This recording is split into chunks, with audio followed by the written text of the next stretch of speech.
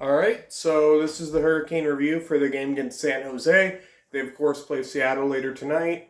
I should be able to upload that one on time. Last night, the San Jose game was late, so I had to, and then I had a busy 2 days. But this one, it's slightly less later. I can justify staying up an extra 45 minutes for the San Jose game. This should be the last video I do on my cell phone, so that's good as well. So, I have my dog in here, so if you hear him in the background, that's why. On to the Carolina Hurricanes game itself. For this one, I thought there were a lot of the same positives that there were last time Carolina played for the first game of the season. It was a little bit slower of a game, although Carolina's passing was a little bit smoother. And one thing that's a reoccurring pattern just through the first 2 games, Carolina struggling to score first.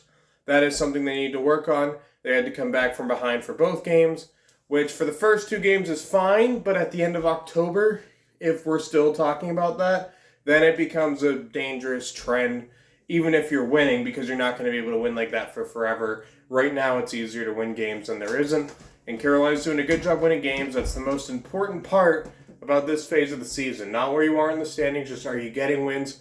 Are you winning games you shouldn't be winning? Are you getting those upsets in? Because those are harder to get later on in the season. And Carolina was a team that struggled with that. I think 2017, they were at one point the best team in the league. They went on an 8-game winning streak or something like that. Still missed the playoffs, so it's good to be winning games early. And, in terms of individual performances, like I said before, the first line through the first 2 periods were just flat out invisible. There's no way around that. And I was going to criticize the first line for being that, and then Aho scores the game winner, and all is forgiven as it should be. Aho showed up exactly when he needed to in the dying seconds. Carolina struggled to score on Reimer, which I kind of suspected after Reimer made the first 2 saves. Raanta, in fairness, also played really well. He made some amazing saves. Even though the first goal, I will say, is his fault, but you replace the first goal with either of the 2 saves he made towards the end of the game, we're not bitching about that game being on Raanta. So, 1 goal's his fault. He doesn't let in a single goal the rest of the game. All good. All fine by me. More than made up for his saves on the goal that was his fault. And, that's because Raanta is a really good backup goaltender.